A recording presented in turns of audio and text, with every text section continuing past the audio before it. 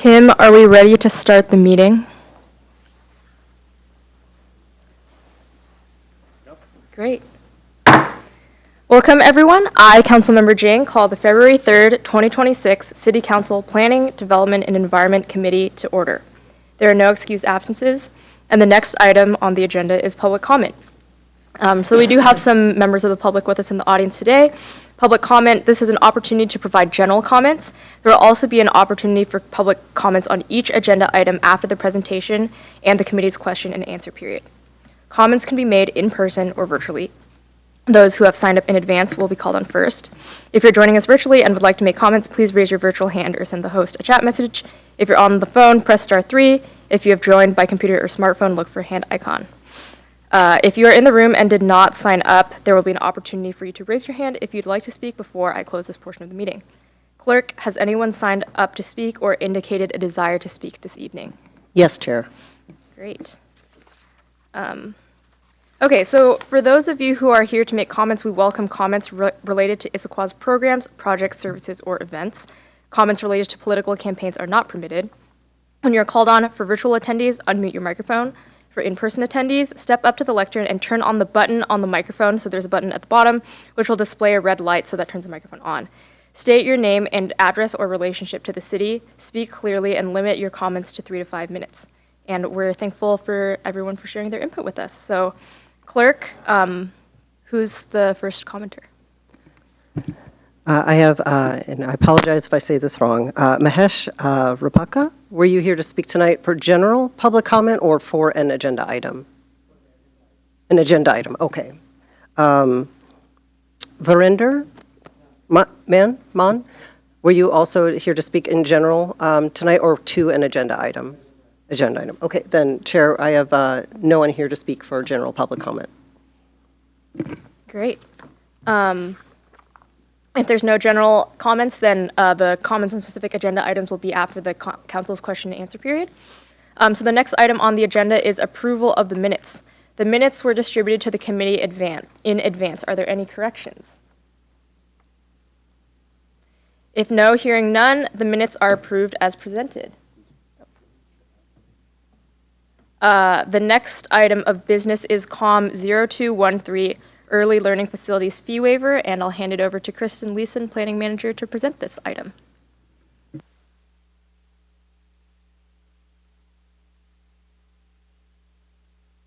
Kristen, take it away. All right. Thank you for your patience while I got set up. My name is Kristen Leeson. I'm the Planning Manager for Community Planning and Development Department, and we're here to talk about potentially waiving traffic impact fees for early learning centers.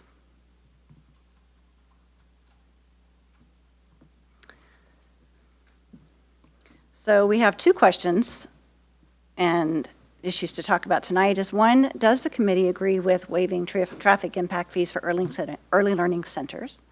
And the other is the committee interested in expanding fee waivers to parks and fire impact fees as well?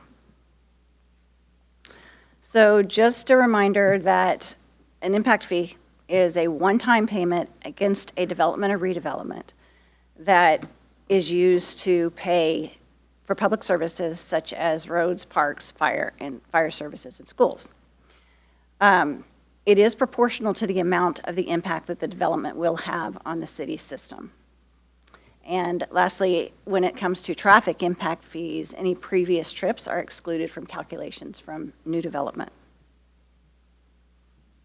So what we have found lately, and the reason we are bringing this to you, is that traffic impact fees have been found to be a financial impediment or burden toward the development of early learning facilities in the city. And as an example, we have here some of the sample fees. So the one on the top was a daycare center that opened in 2025. Its traffic impact fees are about $120,000. Its park fees were $2,200, and its fire fees were $410. In contrast, a proposed development that we have in place is for 180 students. The other one was for 60, but the traffic impact fees would be almost $380,000. Parks are similar, about $2,300, and fire would be just over $11,000. So as you can see, the traffic impact fees are significantly more than the fire and park fees that are charged toward developments. Thankfully, the state allows for fee waivers for these. So there are two different options here for the fee waivers. You can either do an 80% fee waiver of the impact fees, which is simple. It's just a flat, simple 80% waive, that's it. The other option is that you can do a 100% fee waiver. If that is done, again, just like the other one, it's simple. No public fees are required to repay the 20%. Typically, if you waive 100 for affordable housing, if you waive 100% of the fees, the city or the government has to use public funds to repay 20% of that. That is not the case with early learning facilities. However, if you waive 100% of the fees, a covenant is required to be recorded with the property, ensuring that 25% of the enrolled students and families qualify for state subsidized childcare. If this use is converted to another use, then all of the impact fees that apply to this property must be repaid to the city. And if any time during the year, if the required number of 25% of the families and students falls below 25%, then 20% of what would have been the total impact fees also has to be repaid to the city. So we have three options here. The first one is to just not waive the fees and keep it as it is. The second is to waive 100% of the traffic impact fees, which then becomes a financial burden on the city in that we have to find public funds to repay 20% of that. And the other option, which staff is recommending, is to waive 80% of the fees and just keep it clean and simple. If the committee chooses to expand that and move it to park and fire impact fees as well, then option one, again, clean and simple. Option two, waive 100% of the parks and impact fire fees, and again, you have to repay 20% of that from public funds. And option three, which is the one that this administration recommends, is to just not waive the parks and impact fees because it's relative to the traffic impact fees, it's much, much smaller. So the administration's recommendation is to exempt early learning facilities from 80% of traffic impact fees and move this item forward to a regular council meeting for consideration. And if the committee opts to move it forward tonight, it would go to the February 23rd regular council meeting for consideration. And that is my presentation. Happy to answer any questions. Are there any questions from the committee on this item? Councilmember Martz? Thank you. Did this go before any boards or commissions for review? It did not. All right, thank you. First, just a clarifying question. Do I need to be called on? Sorry. Okay, good. Sorry. I'm new here. I think you said the city would be liable for, or would be required to pay back something under the 100% fee waiver situation. I don't see that in the slides, though. So can you elaborate on that? Yes. So I didn't spell it out. It's spelled out a little bit more in the memo. But, there we go. It says no public, under the 100% fee waiver, it says no public funds are required for exempted fees. So under affordable housing fee waivers, if you waive 100% of the fees, I probably just shouldn't have included this at all because it's moot for both examples. But if you waive 100% of the affordable housing fees, jurisdictions are required to repay. You're allowed to waive 80% free and clear. But the city has to repay 20% out of public funds, other than capital funds, back to itself to cover that other 20%. Pardon me? No, I'm talking about, yeah. So you're asking about what does the city have to do if we waive 100%, correct? And the city would, if we waived 100% under affordable housing, would have to repay 20% of the waived fees back to ourselves. And like I said, I should have just left it out of this because in neither situation does the city have to repay itself any fees. So that's just moot here. So I apologize for the confusion. Okay, so it does not, the city would not in any situation have to repay the fees, is that what you're saying? Correct. Okay.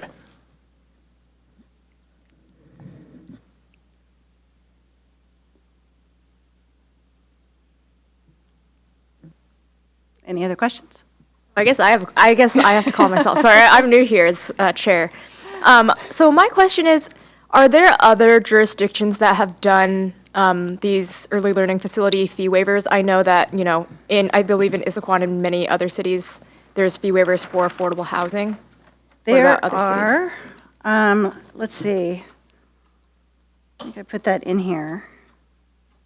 Yes, so Des Moines has a 50% waiver. Blaine and Tacoma have an 80% waiver. Shoreline has a 100% waiver of fees. And Mount Lake Terrace has a 100% waiver or whatever is proportionate to the number of enrolled students. So if 50% apply, they would comply with, are eligible for services, then they would waive a 50% fee.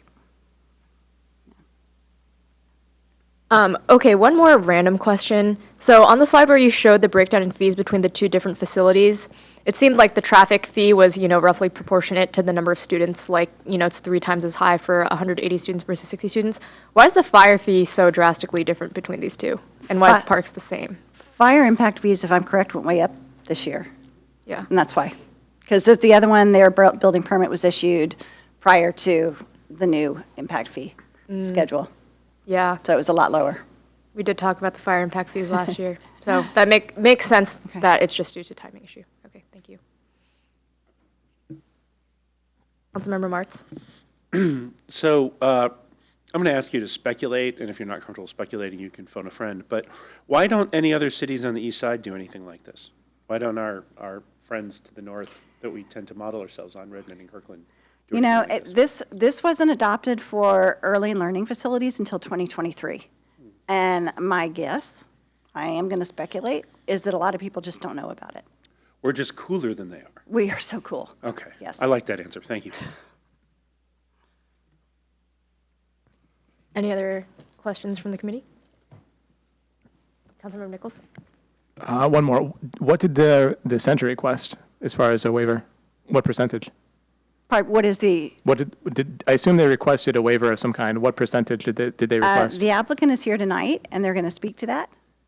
But they are going to request 100% fee waiver.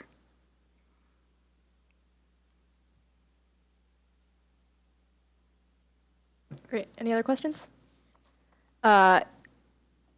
If there's no more questions from the committee will now accept public comments about this agenda item.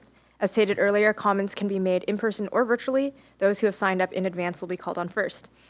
If you're joining virtually and would like to make comments, please raise your virtual hand or send the host a chat message. If you're on the phone, press *3. If you've joined by computer or smartphone, look for hand icon. If you are in the room and did not sign up, there will be an opportunity for you to raise your hand if you'd like to speak before I close this portion of the meeting, but it seems like the people in this room have signed up. So clerk, has anyone signed up to speak this evening on this agenda item? I believe so, Chair. Okay, great. Come up. First, I have Mahesh Rapaka. Great, thank you.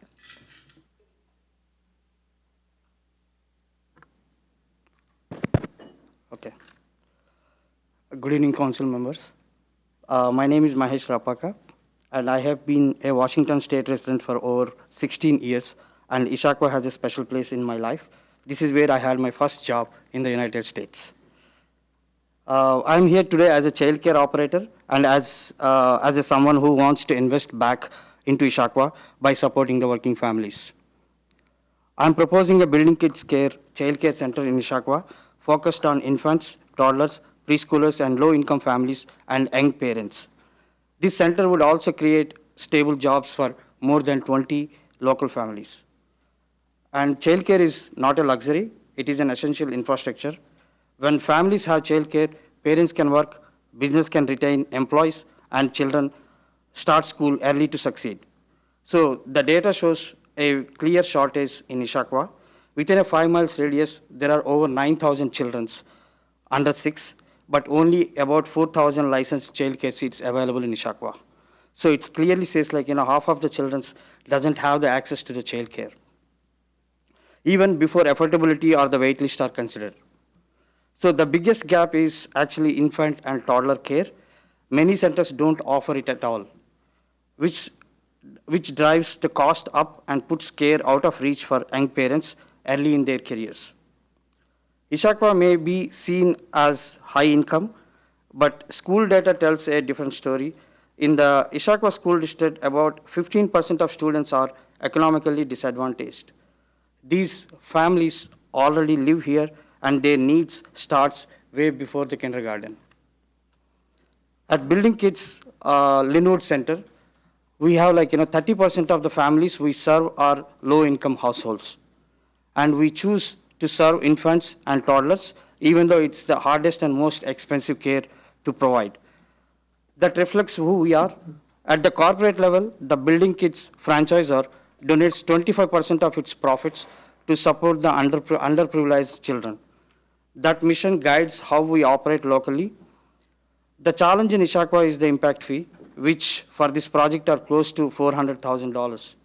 Childcare centers cannot absorb costs like this, and they go straight into the tuitions. So making access harder for the families who need it most. That's why we are respectfully asking the council to consider a 100% impact fee reduction.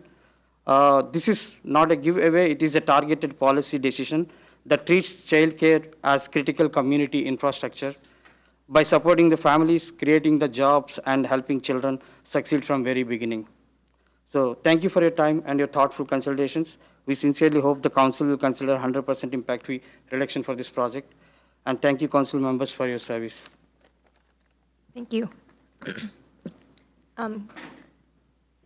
Clerk, is there anyone else signed up to speak? I guess you're here, so I'd like to invite you up to speak.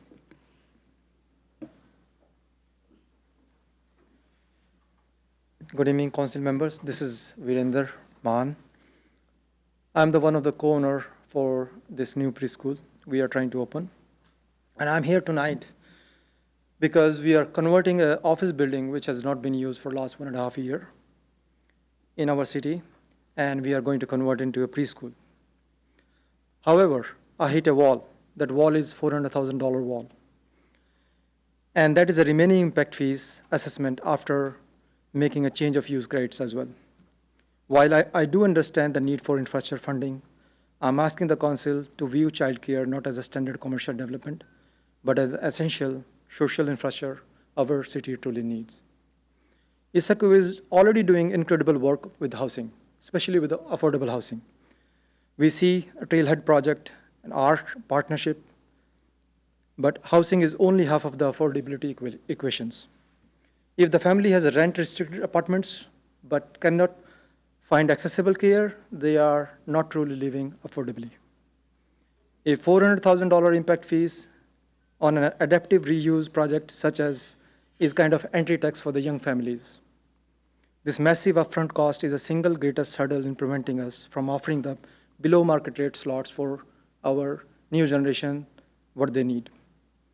The precedent for relief is already exist. Under Issaquah Municipal Code 3.72, we waive the fees for affordable housing because it serves the broad purpose for the public. Under RCW 82.02.60, the state has granted you explicit authority to do the same for early learning facilities without needing to backfill from our current city budget. I'm asking for a waiver for this balance in exchange for a binding community covenant we are ready to sign, and we will commit to prioritize those families in our city for affordable housing initiative. We are not asking for a gift, we are asking for an investment in the families who make Issaquah work. Every dollar saved on this project from the impact fees will directly go to our communities, to our families, and which will lower the barrier to entry for the Issaquah working parents. Let's make sure Issaquah is not just a place where family can afford to sleep, but a place where they can afford to live, work, and grow together.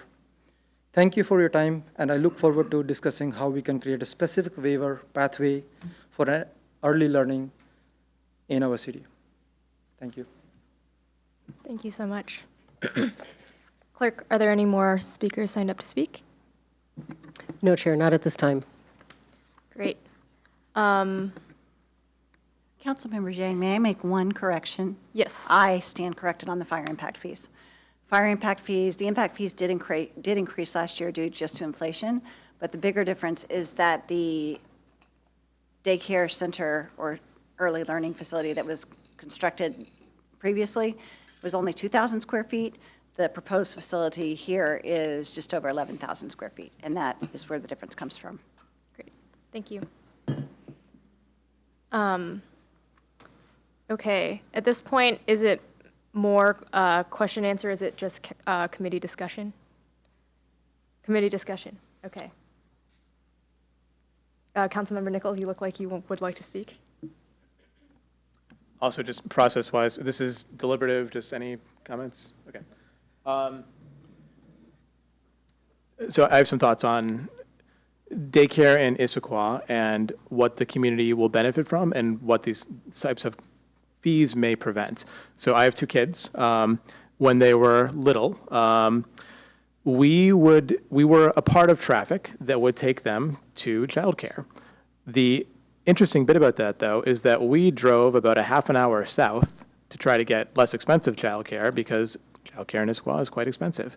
Had there been more readily available, lower cost childcare in Issaquah, we would have not done that, and we would have had a lower impact on our traffic. And I think that's probably a generalizable concept. If we can put more childcare within Issaquah, I struggle to understand how our impact fees basically gel with that concept. Like, this is something that if we put more of it in Issaquah, we will have less people having to go elsewhere. I don't think we are at a situation where we will have enough people going into Issaquah where this is a traffic increase. So while I can see many situations where traffic fees make sense, this in particular just frankly does not to me. So if we have a situation where the applicant is requesting a 100% fee waiver, if I understand correctly, there is no impact on the city's fund. It has to compensate for that, except for not getting the impact fees in its budget. And they are willing to commit to these requirements that say that are quite beneficial to the community, as far as requiring 25% of the children to qualify for state subsidized childcare. This is something that's hard, and it's hard to find in our community. So I would support a 100% fee waiver, and I think it also raises broader questions as to our fee structures overall, as to whether we are appropriately calculating what a traffic impact is relative to the benefit to a community of something like this facility.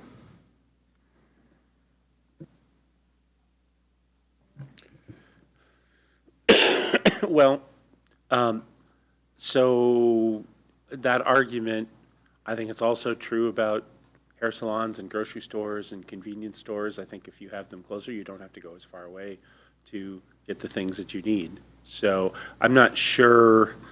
I'm not sure about that particular argument. The bottom line is we don't have enough daycare options for working families in our city. I'm in favor of at least 80%.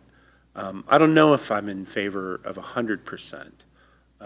I think that these fees are there because businesses do have an impact, and we have $350 million of unaddressed infrastructure because the growth that's occurred in our city over the last 30 years, we've not been able to recoup the costs of that growth.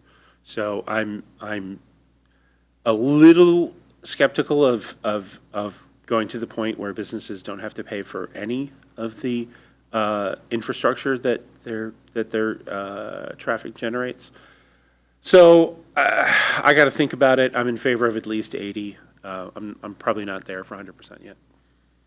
Thank you. Thank you, Councilmember Martz. Am I allowed to ask a question in this section? Okay, so it says for the 100% fee waiver, there's a required covenant assuring 25% of the children and families qualify for state subsidized childcare. Who is in charge of enforcing and compliance with this covenant? Very good question. The Department of Children, Youth, and Families monitors that. I believe the daycares are required to submit their information. They monitor that, and if they fall below, I would have to check on this. I don't know if we check annually to see if they still comply or if DCYF informs us. I'm not sure which way that goes. Okay. And so, if they were to fall out of compliance, then there would be some mechanism by which then, we would potentially collect that waived impact fee. Correct. Okay. Thanks. That's good to know, because I think part of my concern with the 100% fee waiver was like, are we going to have to go check every year to make sure they're in compliance? And that seems like quite an additional cost for us. Is the policy decision today whether to grant a fee waiver to this specific facility, or is it about whether we want to grant fee waivers to like childcare facilities at large? This would be for all childcare facilities. It would be it would be a change to the Title III, the code, Okay. and would apply to all facilities. Okay. Any other discussion? Yeah, I actually have one more question. I thought of it before, and I just missed it, or I didn't come back to it. So if we choose the 100%, people can only do the 100% option. They can't do the 80% option? That's a question. I realize that. I'm thinking, we've had affordable housing in place for so long, we've never done, no one's ever asked for a different one. I don't see why we couldn't if somebody wants to pay some. The reason that I ask is I have a particular concern. So scenarios that you were going through, you were talking about if somebody wanted to go do a different use later for that land. Let's say you have a business, you have a daycare, huzzah, it works great, 20 years, an entire generation of kids come up. Then at the end of that, you go to sell, and somebody wants to do something else with the land, they have a $400,000 bill, right? So that 100% one has the potential to create sort of a golden handcuffs on the property, right? Correct. So that's why I was asking about whether, if we chose the 100%, if somebody else wanted to come in, I understand why this particular applicant would like it to be the full 100%. I could see an applicant who would come in who would say, no, I want to do the 80% because down the road, I want to keep my options open for what I do with this extremely valuable piece of property. And you're saying they would be able to do that if they were so inclined? I would have to double check with finance. I don't see why not. I think you have a helper. Okay, thank you. Yeah, I mean, we can certainly write the ordinance that way. We would have to bake it into our, how the waiver works. So at applicant's discretion, if they just want to do an 80% and not have to do the monitoring, then we would just take that. They would pay their 20%.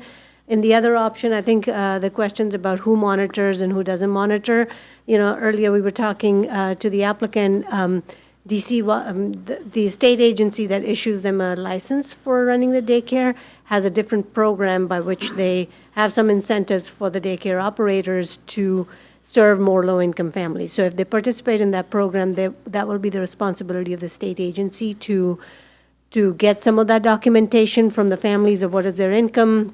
All that will go into documenting that criteria. There's still going to be a responsibility for the city, and we'll have to come up with a program how that will function, annual reports that they give us. Maybe it's a report from DCYF, or it's that the actual enrollment of the students, if it falls below the 25%, then the applicant would be responsible for paying the 20%. It'll be up to the city to collect that money, and we would have to come up with a program of how we go after applicants after the permit has been issued. And so I think those logistics of implementation, if council chooses to go the path of 100%, will need to be worked out. Thank you.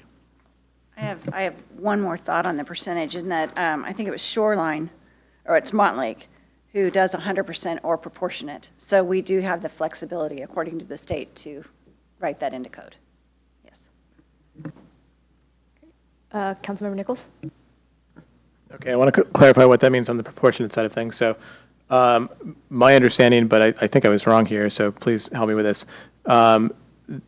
If this if this goes into code, is there a way to do this where the 100% fee waiver only applies if an applicant is willing to commit to the affordability side of things? Yes, and that is the state law. If they choose to do, yes, that is how it would be. Would you restate your question, please? Because I think I misheard it.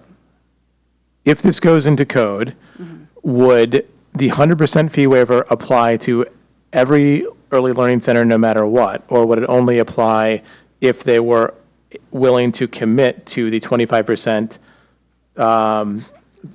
subsidized? There's a variety of things here, but basically I'll just summarize it as the affordability side of things. If they wanted to do the 100%, then they would be required to do the 25%. They can't do it without that. But the 80%, so then if they don't, then it falls back to the 80%. Is that correct? If the city chooses to do one or the other and adopt 80% into the code, then yes, they could opt for the 80%. Okay, so they could do either. Yes. So it doesn't require all early learning centers to be 100%. Right, correct? but it depends on how the code's written. So if we put just one of those in there, that the city waives 100%, but you have to do these things, then that's in the code. So the city could say, we waive 80% for everything. The city could also write in the code, we waive 80% or we waive 100%. It's the applicant's pick. Okay, so just to be extra go both certain. ways, So yeah. we could write this as 100% fee waiver if you have the 25% affordability, 80% fee waiver if you do not. Okay. Correct. And then to Councilmember Martz's question, so, or point, on the, guess what happens after the land is sold? What happens when they try to sell it? So what does happen? So if 100% fee waiver, if an applicant with 100% fee waiver goes to sell that land, what happens, I guess, in two situations? One where, let's go three. One where the purchaser wants to maintain those 25% affordability requirements. Two, where they want to remain an early learning center but do not want to maintain those 25% requirements. And three, where they want to do something completely different. If they want to be something completely different, they have to repay all of the impact fees that would have been assessed had the exemptions not been allowed, had not been in place. If they want to change it to continue using an early learning center but they don't want the fees waived, I can't imagine that happening. Oh, but they don't want to comply, but they don't want to do the 25%, then I would imagine, and again, I would have to check with finance, but I would imagine that they would have to pay a portion of the fees back. Okay. Do you know any different? Do you know any different? We want to make sure we understand your question. I understood you saying if there's a change of use. So if you have a daycare and they, decide to do some other business and some other business takes over the building, is that your first scenario? Yeah. Yeah. I think those are the three Then we would possibles. just look at the new use, whoever's going to occupy the building, and then determine what their impact fees are. If it converts back into an office use, what does the delta change? So anytime there's a change of use, it's the delta difference of the new impact fees that our code allows us to charge. I think I'm asking a little more Okay. than that. So basically, is the fee waiver baked into the change of use no matter what? Or do you just assess impact fees based on the new Correct. use? The new would apply. I mean, we are not going to go back if the use ceases to exist. It's no longer a daycare over the life of the building, then we don't go back and collect the daycare fees because it's no longer a daycare anymore. So it's not baked in as. Yeah, for as okay. long as they are operating it as a daycare, if they fall below that threshold, then they owe the difference. Okay. That's our understanding of how it works. Councilmember Martz? Still confused. So on slide that happens to be page 17 of 126 in the pages of the packet, the state fee waiver slide, where it's got 80% fee waiver at the top and 100% fee waiver below that. There's a sentence in the 100% fee waiver that says, if converted to another use, owner must pay the impact fees in effect at the time of conversion. Is that really also true for the 80%? Should that also be, is that what I heard you say a minute ago? No. For 80%, no. So in the hypothetical, if I open the 200 spot daycare and I would normally have to face a $400,000 impact fee, and I go for the 80, and they have an option of the 80% fee waiver, so I pay, why am I blanking on it? $100,000, right? No, $80,000? 80,000. Yeah, sorry. Yeah, 20, the percent. And then I go to sell it later. Does the person who take it over, do they have to pay the difference back up to 400K if they're opening a bowling alley or So it depends on whatever? what the use is. So if it remains a daycare, then those provisions will continue to be in So that place. sentence is in effect for the 80% fee waiver. What you just You said, want us to pull up the slide? yes, please do. I think you're saying that item is also true for the 80% fee waiver, that it's true in both cases. If converted to another use, owner must pay the impact fees in effect at the time of conversion. I think that's what you just said for the 80% scenario, Correct. yes? So that comes directly from the state law. So I understand, I'm just yeah. trying to understand the slide, because you've got it under the 100%, but you don't have it under the 80%. I'm just trying to Yeah, understand, let's pull up the slide, because I think it will help us understand. It doesn't want to let me move. There we go. because my concern about people tying their hands about potential financials of the future use of their property is different if it's also true for the 80%. So, My question is, I mean, I think Can when, we finish that one first? so this is pulled directly from state law. And so what I'm saying is, that's a really good question, because this is exactly how it was written under the RCW. So that, I think, is going to require a little bit more research on our part. Thank you. You're welcome. okay, so my understanding is if converted into another use, owner must pay the full impact fees related to other use that is not daycare at the time of conversion, right? So that's, essentially, it's the same thing as, converting an office to a daycare. You have to pay the impact fee when you're converting use. If you convert it back to an office, then you'd have to pay the impact fee. And that's the case if you're doing any kind of change of use, right? So it would apply whether or not there's a fee waiver? Right, so essentially it means that the fee waiver isn't in perpetuity. If the use changes, you have to pay the impact fee that would be in time at the place at the time of conversion. Yeah. And similar with the 80% fee waiver, that would only apply for childcare. Like, we shouldn't say, oh, well, if it was a childcare at some point in the past, then you can have an 80% fee waiver into perpetuity. So we would write that third bullet point into the 80% fee waiver as well. That is correct. So I think what you're asking is, are the number 3 and number 4 applicable to the bullet points applicable to the 80% fee waiver? So it's like, yes. The answer with that would be yes, except for number 4th bullet point is talking about 20% payback, so that would not be applicable, but the 3rd bullet point applies in the 80% fee waiver. And that's just generally how impact fees work. Whenever there's a change of use, not unrelated to daycare, if there's any change of use, you pay the delta difference.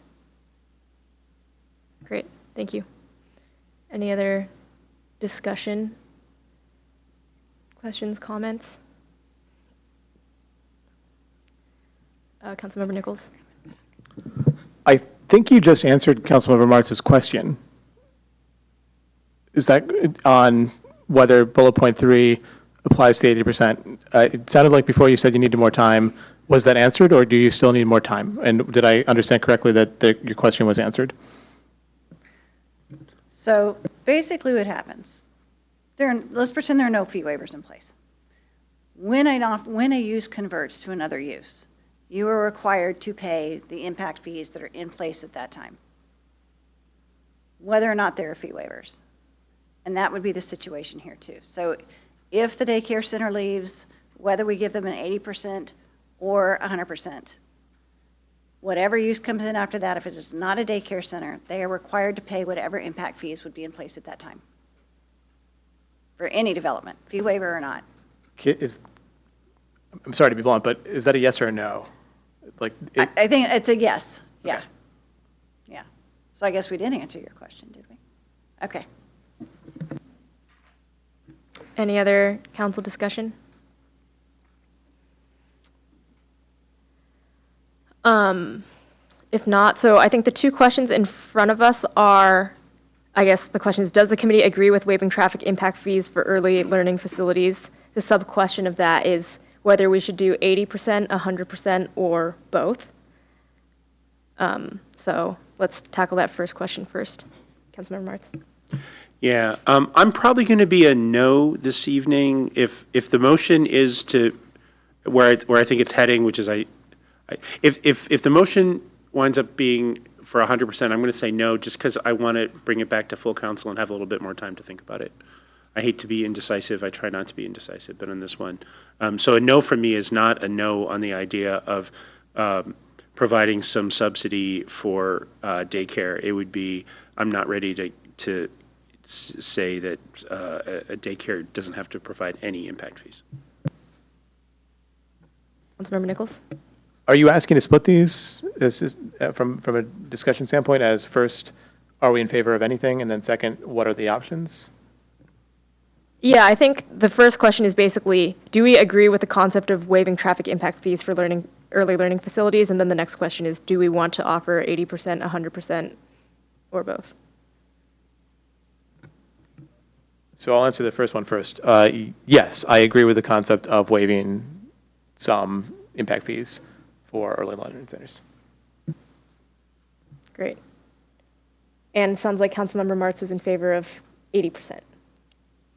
I'm in favor of the general idea of providing subsidies to daycares. Okay, great. I think all three of us agree on this point. And then the next question is, do we want to offer 80% waivers, 100% waivers, or both? Member Nichols? My preference would be both. I think it's, if we can incentivize affordable childcare where we have businesses that are willing to take on that commitment and run with it, I think that's a wonderful thing, and we should try to do whatever we can to incentivize it. I'll leave it at that. I think otherwise, if they're not able to, then fall back to 80%, and it's still something that it's something that we should be incentivizing within our community that is sorely lacking. Councilmember Martz? So, and my earlier understanding of the difference between the 80 and the 100%, I could see a case where somebody would go for the 80%. Now that we understand that there's a conversion fee if it's sold for a non-daycare use, that I don't see anybody choosing the 80% over the 100% because they don't bind themselves. There's no upside to the 80%. It's just money that you don't get until you sell the property, right? So what business wouldn't want that cash now to be able to be on their business? So with that, I just don't see the dual use as something that anybody would take. So like I said, I'm at this point more inclined towards 80% than I am towards 100, but I'm willing to revisit it when if this comes back to full council. Thank you, Councilmember Martz. Councilmember Nichols?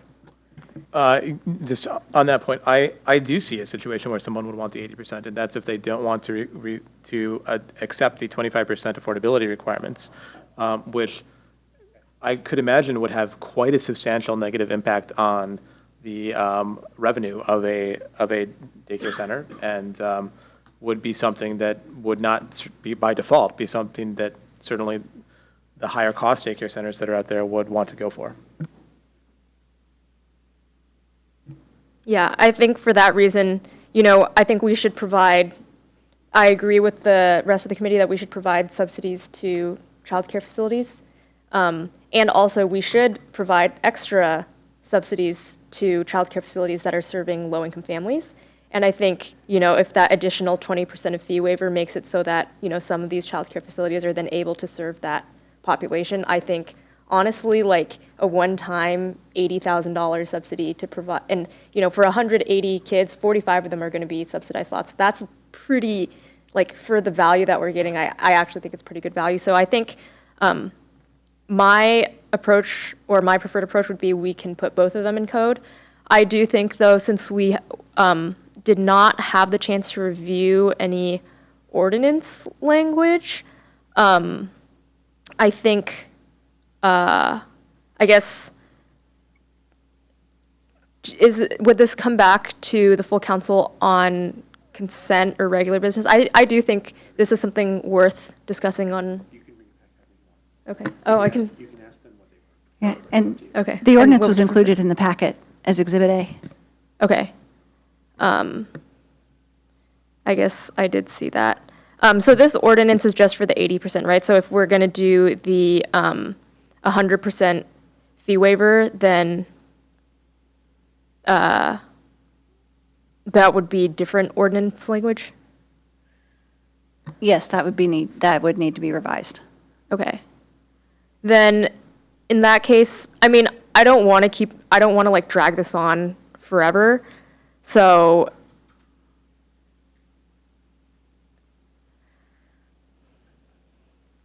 Councilmember Martz. Well, at the risk of seeming flaky, and reversing myself one more time, I have actually been convinced by the two of you, and so I now support the idea of moving forward with both. So my recommendation would be that we move forward with a 3-0 and ask the administration to revise the language for full council regular business, would be my recommendation. Great. Thank you, Councilmember Martz. You're so much more experienced and know all the different ways that things can go. Great. Councilmember Nichols, do you have any thoughts on Councilmember Martz's proposal? No, I would just hope that we can move it quickly so that the business that wants to bring the service to our community can have certainty as to what its cost will be as quickly as possible. Great. Then I think I would request that the administration revise the ordinance to reflect the committee's preference to have an option both for 80% or 100% fee waivers, and bring it back on regular business in the March 2nd council meeting? I apologize. Did you all discuss the parks and impact fee Oh, as well? we did not. Okay. Okay. Sorry about that. So, okay, the parks and fire impact fees, what are our thoughts on that? And, go ahead, Councilmember Martz. Sure. So the recommendation is to not offer a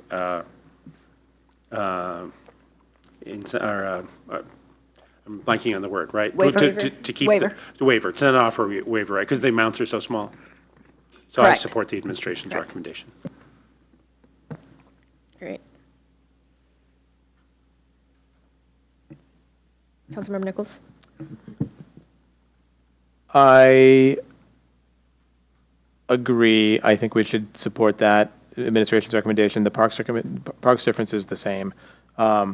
The fire is significantly larger, but it's also in the context of overall larger fire costs that I don't think we can really tackle as a part of this conversation. Agreed. And Councilmember Nichols, I think out of the three of us, I was the one who was on this committee when we talked about fire impact fees last year. So it is essentially a pass-through fee that we collect and then pay directly to Eastside Fire and Rescue. So if we waive the fee, we, as the city, still have to pay it, unfortunately. So I agree with $2,000 for park impact fees seems fine. And unfortunately, just the way that our fire services are structured, we do have to pay that fee regardless of whether we want to or not. So I agree with the administration's direction not to waive the parks and fire impact fees as well, especially just given how much the magnitude of those is so much smaller than for the traffic impact fees. So with that, I think, as I mentioned earlier, the committee would like to bring this back on regular business at the March 2nd council meeting with an ordinance that allows for both the 80% and 100% fee waivers. Okay, and would you like this to be on regular or consent? Regular business? Regular? Yes. Okay, thank you. Because it's a pretty significant policy change, so we should have the discussion with the full council. Great. Thank you. Okay, that was quite the meaty agenda item. So the next item of business is COM 0194, the 2026 docket of proposed comprehensive plan amendments. And I'll hand it over to Kate Caney, Principal Planner, to present this item. Thank you.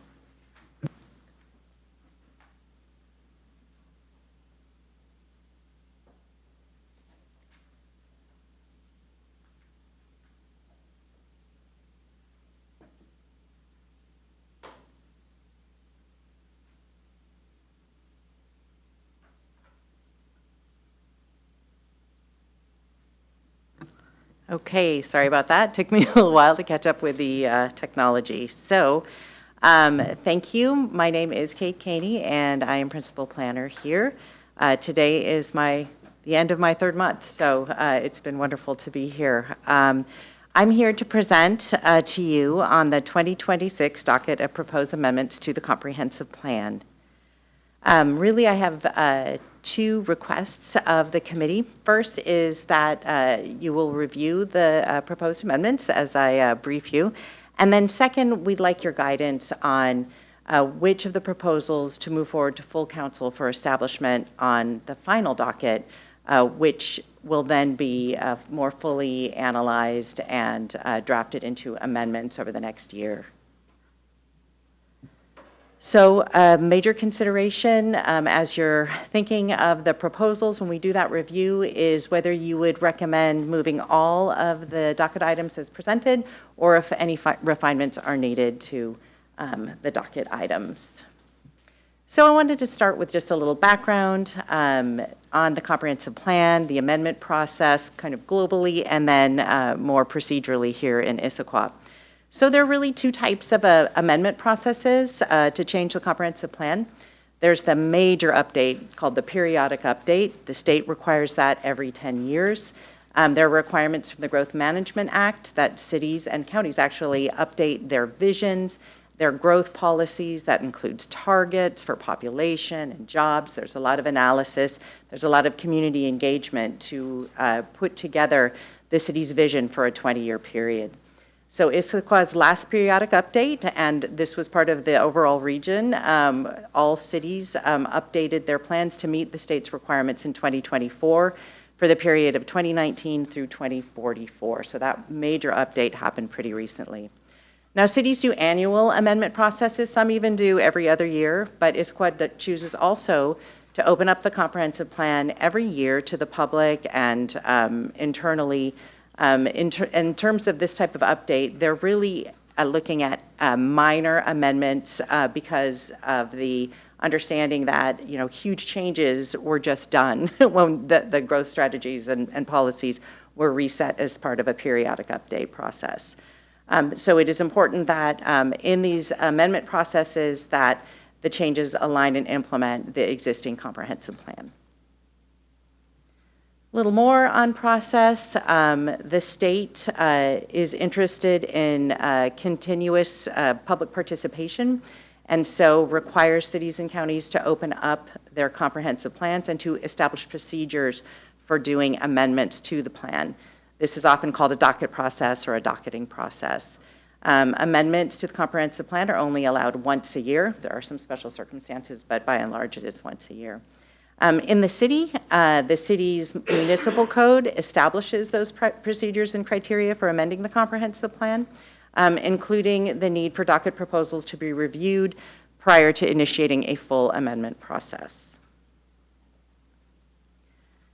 Some of the criteria that is in the code talks about this kind of two-step process for proposals. So proposals must meet one of this first set of criteria. For example, if it's a site-specific thing where a property owner wants to change a land use, the questions that would need to be met are whether the property is suitable for development and whether the change conforms with adjacent land uses, or whether a state law or legal order is requiring a change, whether that's a map amendment or a text amendment, or if there are technical errors in the existing comprehensive plan. Now, if none of the criteria in that first set are met, then the second set of criteria has to be met. All items have to be met, or all four criterion. So proposed amendments would have to show that the matter is being appropriately addressed through the comprehensive plan, that they demonstrate public benefit, enhance public health, safety, and the welfare of the city, that the issue would not more appropriately be addressed through a city work program, that the issue addresses significantly changed circumstances since the last comprehensive plan update or amendment, and that also the proposal is consistent with the comprehensive plan and the city, regional, and state goals and policies that also exist and guide policies in the city. So that was a summary of the criteria for any proposal. This slide shows the 5 proposed items on this year's docket. They were all city-initiated proposals. This text is really small. We're just showing you all of them at once. I will be going through each of the proposals one by one so you get a sense of what they are. This docket is by law posted publicly, and it's on the city's website. So wanted to start with an overview of the first proposed amendment. So this amendment would really increase alignment between the comprehensive plan and the development regulations in the land use code. This has to do with land use designations, and what is proposed is that descriptions be added to land use designations in the comprehensive plan, and that also information be added that identifies the zones that implement each land use designation. So what you're seeing on the right of your screen are the list of the city's 9 land use designations. Not sure how much you can read. The land use designations are really important policy tools because they establish the type of development that is allowed in the city. That's why fuller descriptions are necessary to help kind of round that out for the public and for development community as well as the city itself. So the map to the right is the comprehensive plan map, also known as the land use map. And that map is also very important because it illustrates where each land use designation, each type of use is allowed. So for example, if you look at the very bottom of the list, you've got your mixed use in red. That's the land use designation that would allow higher intensity apartments with commercial uses or office residential mixes. And also the brown urban village. You can see that clustered where the central Issaquah plan is and the city's regional growth center. So these land use maps, these comprehensive plan maps, illustrate where and how the city wants to grow. They illustrate where the land use designations are established. And those land use designations also establish where different types of zones are allowed to be. So that, although it's just descriptions of land uses that we are talking about, it's important because the land use designations are, as I said, a really important policy tool. So this next slide is an example of a table that shows the land use designations and the comparable zones, or the zones that implement those land use designations. The city used to have a table like this. We'd like to add back that table just for clarity. This information is available in different places in the comp plan right now, but having it in one place just makes it easier to find and clarifies things for users of those policies. So that's the proposal in amendment number 1. The second proposal is one that was on the docket last year, but because of lack of staff resources, it was taken out of consideration. So last year, the proposal was named something different, something like change the name of single-family zones. And when we went back, we decided to write a little bit fuller description because this proposal would not only clarify the names of the single-family zones, and you can see those listed, and there are multiples of them, with SF starting them, but would also clarify the land use designations that help implement those zones.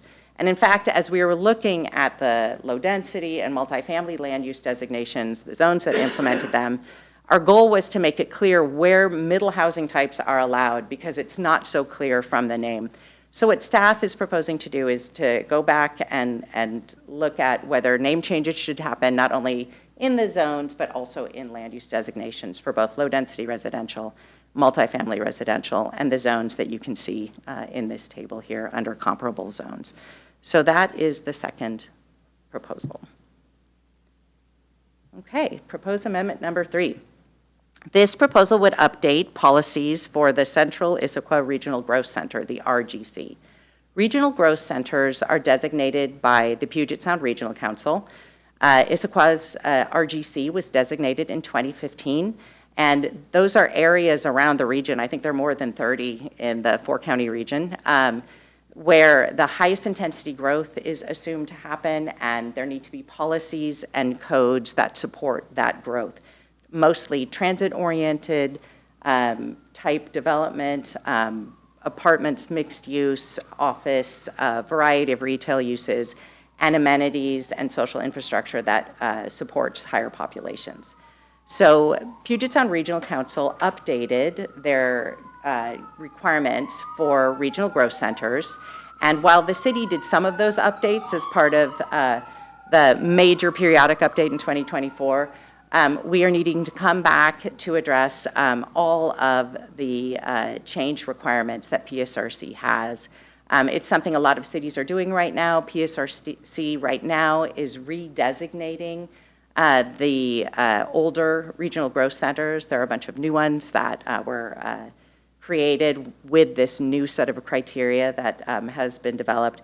But this is the opportunity now for the city to complete the updates to comply with all the PSRC's updated RGC requirements. Quick question. What's an example of a regional growth center policy update that we would need to do?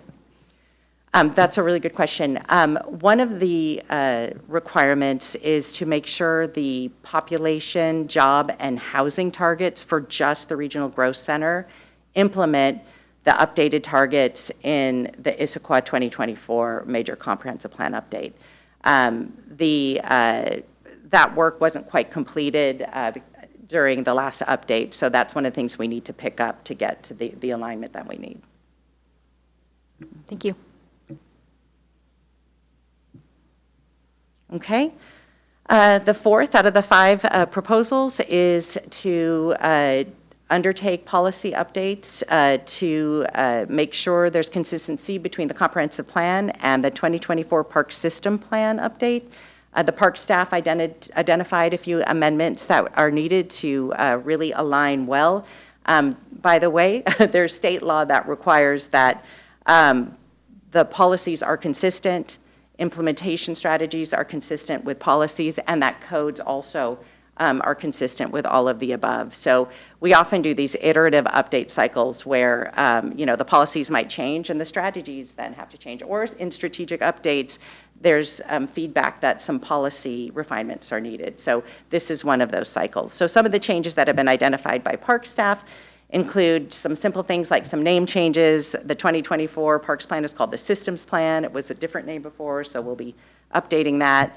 The name of the green necklace in the Central Issaquah Plan is being updated to the citywide Creeks to Peaks trail name. And one of the meteor updates is a change of the level of service for parks facilities. Currently, there's a quantitative process that helps guide level of service for parks, and the park staff wants to look at a more qualitative approach. So they will be bringing those through as part of this amendment process.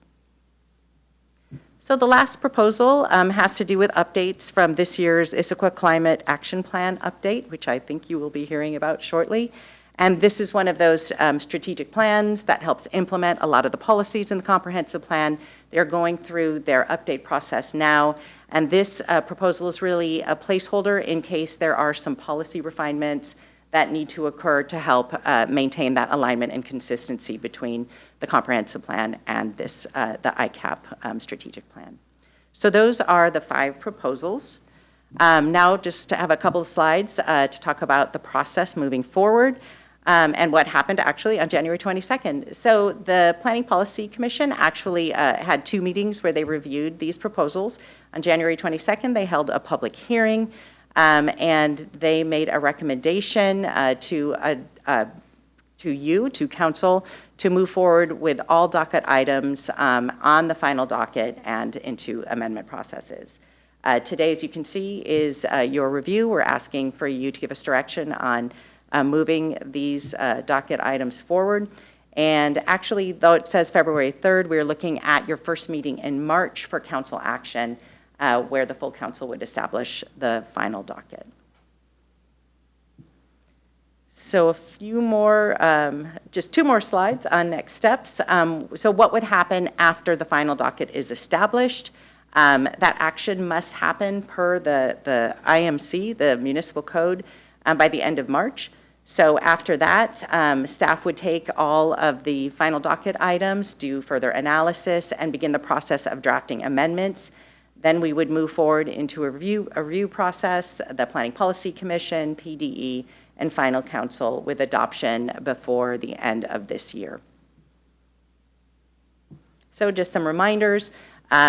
This recommendation that we would like for you is not recommending approval of any of these proposals, but it is a recommendation about moving the proposals forward onto the final docket so that they can be more fully considered. So that was my last slide. And again, the question we wanted to leave you with was about recommending approval of the docket as presented and moving that to the full council, or if any refinements were something that you wanted to talk about. Great, thanks, Kate. Looks like Councilmember Martz has a question. Yes, I do. If we were going to T-shirt these 5, 1, 2, and 4 would be smalls, 3 would be a medium, and 5 would be a large, right? Basically? You know, it depends, because some of the, for example, the land use designation and code work requires a lot of just hours of going through code and making sure we're being thorough about changing a name of a land use designation or a zone. And so it's not, you know, it is a task that takes a lot of time, but maybe not as much thought as what you were suggesting. So maybe if I said the public process associated with these 5 Right. would be small, small, medium, small, large. And are you saying 5 is the ICAP Yes. proposal? Well, and I'm just going to say, luckily for me, most of that work will be done by our amazing sustainability staff. So the ideas that they will bring out in terms of potential policy changes, I believe would be part of the process that they are undertaking to update the ICAP as well. I guess where I'm going with that is 1, 2, 3, and 4 seem like they're all pretty, I mean, there may be a bunch of work to search things and make changes, but they're all pretty deterministic, right? Maybe 3 has a little bit more, but 5 is different, right? 5 is the one that has public policy, gates, and, you know, forks in the road and stuff like that, right? Unlike the other 4. Well, and I'm not sure, and and I'm not sure, and maybe we will let the sustainability manager talk about this, because the focus of the ICAP update is really on the strategies that are really almost project-specific that move the city forward in terms of, you know, climate change actions, where the policies actually that provide the basis for the ICAP are actually in the comprehensive plan. They're in the land use and sustainability element. They're in the environment and climate element as well. And so they are using those existing policies as guidance for the changes they're making.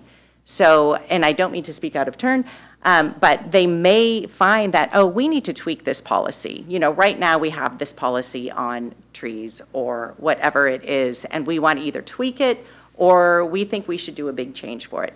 I'm not sure, and we did have a meeting earlier, that there are a lot of policies that would change out of that work. I think their work is more focused on implementing those policies. So I would have to work with the sustainability team to really figure out the magnitude of changes that may emerge. Was that fair, or? We'll see. Right, thanks.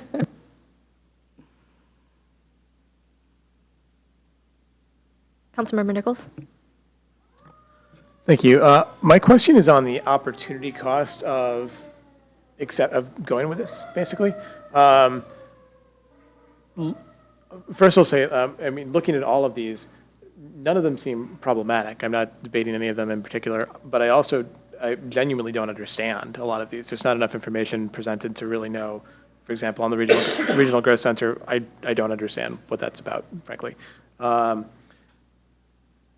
If there's a low lift to do that and we get more information, that's potentially different than if we seed a docket with things that will block other things that may become council priorities.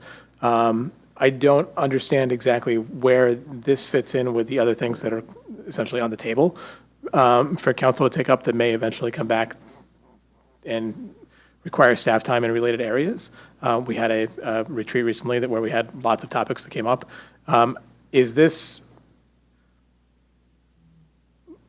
What is the overall workload required on these, and will it end up essentially, could it block other things we might want to do? I know that's a hard question to answer, but.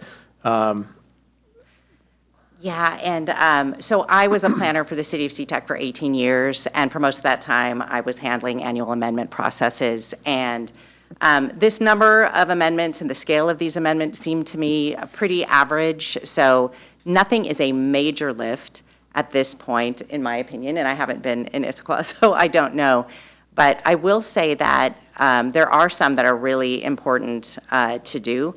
The Regional Growth Center amendments are important because PSRC is the city's, or is the region's, what are they called? MPO, Metropolitan Planning Organization.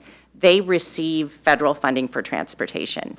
If cities don't align with their policies, they may not get grants for, there's a lot of transportation grants, other grants from that body. That's a huge benefit to have Regional Growth Center designation. Again, they're going through a redesignation process, and they're just wanting to make sure that we are fully compliant with the changes that they made. So there's actually a list of policies that all regional growth centers are going to have to comply with since the 2018 RGC framework was updated by PSRC. And again, while the city has a lot of those completed, we want to make sure we're fully compliant. So any grant that this city goes after for transportation funding, this city will be competitive for. So that's one example. Excuse me, I'm going to jump in here real quick. Kristen Leeson, Planning Manager. So this goes in part to Councilmember Mart's question and in part to Councilmember Nichols' question. The first one about the land use designations and number two, those bring us more into compliance with the middle housing requirements that were done last year. One of the recommendations and asks of the state was that we do take away all the single-family references and change these to make them more residential. That one is fairly important to be more in compliance with what the state is looking for. As for the Regional Growth Center, most of those are not required to be done until 2028. However, the asks could be bigger as they come along. So right now, we're reaching for lower hanging fruit to update the targets and any other low hanging fruits that we can find that are not public intensive, that don't require a lot of time. Does that help at all? Can I also just provide a comment? So this is my second year on PDE. So for context, the docket, this basically just means like, if you don't put something on this list, then the staff is not allowed to work on it as far as comprehensive plan amendments go. So for example, and there's things on here that could get deprioritized due to staff commitment to other things. For example, this renaming single family zones things was on the list last year and did not happen because it was not a priority. And so I think approving this list doesn't necessarily mean that all of these things are going to be done tomorrow and that we can't, like, it basically means they're allowed to work on it, but it doesn't mean they have to work on it. Does that help, Councilmember Nichols? Yeah, and I think the question about other things that council is discussing and Mayor Mullet's priorities for the upcoming years are more on the implementation side of things, not so much as a policy discussion. If through that work of work plan and setting up work plan, and a lot of it is code updates, incentives, prioritization, all of that, if there are policies that get teased out that maybe seem to be need to be relooked at, we do this every year, and so they will get back on the docket at that point. But majority of the conversations were related to implementation pieces, not so much as the comprehensive 20-year plan. But if things do come up during that work plan and removing barriers for development conversation that require policy relook, then we would add it to the next year's docket. Does that answer your question? Sorry, you said you would add it to the next year's docket if things come up? We have, well, this is an annual process. So, yeah. So this docket has to be approved by March. So, and it's going to council for approval March 2nd.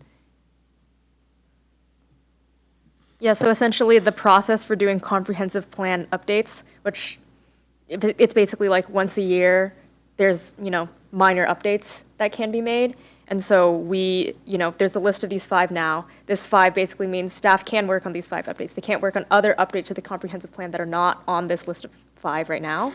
But if there's other, comprehensive plan updates that come out, from some of the other work that we're doing, they can kind of put it on the bike rack, as it were, for next year's docket of comprehensive plan updates. So.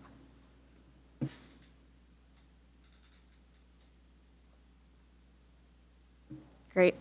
Any other discussion? If not, oh, were you going to say something, Councilmember Martz? Well, I don't have questions. So have we moved to the deliberation? Yes, with that, I think we can move on to deliberation. Okay, Councilmember Martz. Yes. I'm answering the question. Perfect. Thank you, Councilmember Martz. Councilmember Nichols? I'll take that cue and be brief. Yes. Great. Yes. So I believe 3-0, we recommend approval of the docket as presented as additional refinements that are needed. And I believe, does anyone have objections to bringing it back to council on consent? No. Okay, so let's bring it back to council on, what day is it? March 2nd on consent. Perfect. Great. Thank you so much, Kate. The last item on our agenda, speaking of number 5 on that list, is COM 0204, the 2024 Greenhouse Gas Inventory and 2026 Climate Plan Update. And I'd like to welcome Stacy Van McKinstry, Sustainability Manager, and David Reedy, Sustainability Coordinator, to the lectern to present.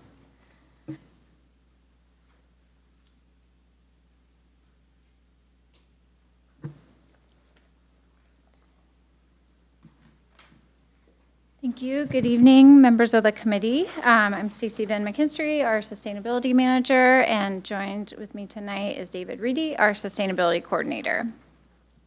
This evening, we have 2 primary reasons for meeting with you. First, we'll be sharing the results of our latest greenhouse gas emissions inventory.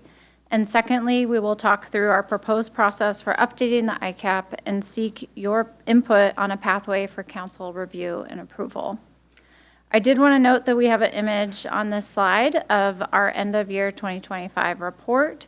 We are not going to talk about the report in detail. It is included in your packet. We'll highlight a few results at the beginning of this presentation as we talk about program implementation. So again, tonight, the direction that we are seeking from you is a pathway for ICAP update review and approval. Whether we should proceed with review through the PDE committee or if we should work through the committee of the whole. Before we jump into the 2024 greenhouse gas inventory results, we wanted just to refresh your memory of the ICAP and talk a bit about background and process and progress. As a reminder, the ICAP was adopted by Council in December of 2021. It was built on very extensive community engagement that occurred during COVID. While it was the city's first climate plan, it followed decades of active engagement in sustainability initiatives. We had a limited implementation budget in 2022, but we were able to expand that budget and staffing in 2023. We report to council twice a year on implementation status and more frequently as needed, while also maintaining a dashboard that is updated quarterly with our progress. As a brief summary of implementation over the last 4 years, the 2021 ICAP really laid out that roadmap for implementation, and we have been following that, focusing on near-term actions, prioritizing actions that needed early advancement for resulting in a larger impact. In some cases, we've been a bit opportunistic, where we've pursued grant opportunities or partnerships when they became available. And we've really worked over the last 3 years or 4 years to be creative with building our capacity and partnerships to expand. As noted, we did prepare an end-of-year 2025 report on our progress that was intended both for council as well as the committee. That was included as attachment A. We are making great progress in implementing the actions as laid out in the 2024 or 2021 plan and securing funds for programs and projects. We've partnered across departments to make improvements in our buildings and fleet, partnered with youth to bring new voices to our programming, implemented multiple residential and commercial building programs, conducted extensive waste education, and expanded our climate resilience efforts by building networks with our emergency management staff and community partners. We have also been successful in securing grants both on our own and through our regional partnerships. We're excited about the work that's coming in 2026. We have a number of new projects happening at city facilities, as well as expansion and new programs for our community. So while we have been very successful at implementing programs and projects as they were laid out in the Climate Action Plan, we really need to understand the results of that work and especially how they're impacting emissions reductions. I will turn it over to David. He is going to talk through the results of our 2024 greenhouse gas emissions inventory. Thank you all so much. David Reedy, Sustainability Coordinator with the city. So I'm going to dig into the results of our 2024 greenhouse gas inventory. This speaks directly to the overarching goals and targets within the 2021 Climate Action Plan.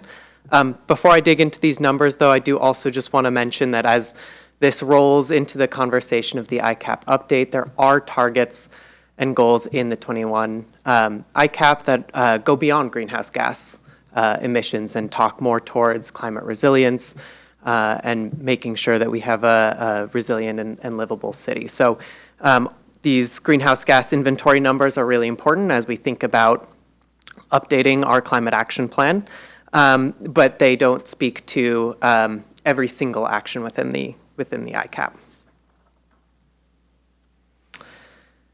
All right, so just as some context setting for our greenhouse gas inventories, the last inventory we did was 2 years ago in 2022. And both the 2022 inventory and the 2024 inventory were conducted in partnership with our Eastside Climate Partnership cities, Bellevue, Redmond, Kirkland, and Mercer Island. And this was done to create efficiencies in the process, as well as make sure that the Eastside cities had inventories that had similar or the same methodologies, and therefore were easily evaluated against each other and provided an easier understanding for our residents across the East Side. We work with a regional environmental consulting firm, Cascadia Consulting, to conduct these inventories. And these inventories really represent a snapshot in time understanding of where we are with our greenhouse gas emissions, using the best available methodologies and practices available at the time that we are doing these inventories. The 2024 inventory represents the 6th greenhouse gas inventory the city has done, but our 4th inventory that uses the same methodology. So as far back as 2017, all of the 4 inventories since then use the same methodology. This inventory also represents our 2nd government operations inventory, so we actually start to get to see trends and changes over time there as well. I also want to mention that this is the first wedge analysis that the city has done since the ICAP adoption, and the wedge analysis, which I will go into in a little bit, really forecasts out what are our emissions forecasts looking like between now and 2050, where the ICAP targets go out to. So putting our inventory in context, it is important to recognize that the city has experienced significant population and business growth between 2007, which is our baseline greenhouse gas inventory year, and 2024, our most recent inventory year. The inventory, as we have conducted it, gets to inform our ICAP update process, as well as municipal targets and actions in the Climate Action Plan. The inventories are based off of a wide range of data that includes direct activity reporting. So, for instance, the exact electricity and natural gas use in city operations, models such as Puget Sound Regional Council's models for vehicle miles traveled in the city in 2024, and then a number of different assumptions that we have to make based on when data is not fully available. And so an example of that is some assumptions based on solid waste data that we use for our government operations inventory.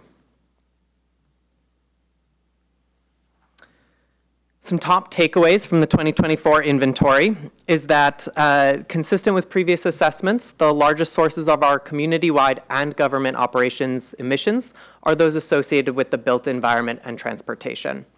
There's not a surprise there. That is what we expected, and we continue to see that in our inventories moving forward. Existing city actions through the Climate Action Plan are in line with the largest sources of our greenhouse gas emissions, with a focus on built environment and transportation. And really meeting our ICAP targets and goals requires continued and expanded local, state, utility, and federal action and investment. As you'll see when I talk about the wedge analysis, we're not quite on track to reach our ICAP targets, and so we need to continue to advocate for the continued implementation of programs and policies, but also think about how we can expand those in the future.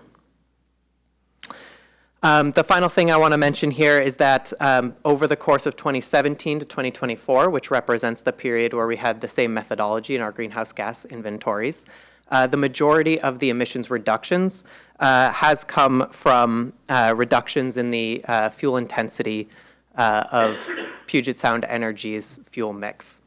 Despite that being the case, between 2022 and 2024, that is actually not the driver of the reductions that we've seen, and I'll get into that a little bit in the next slide.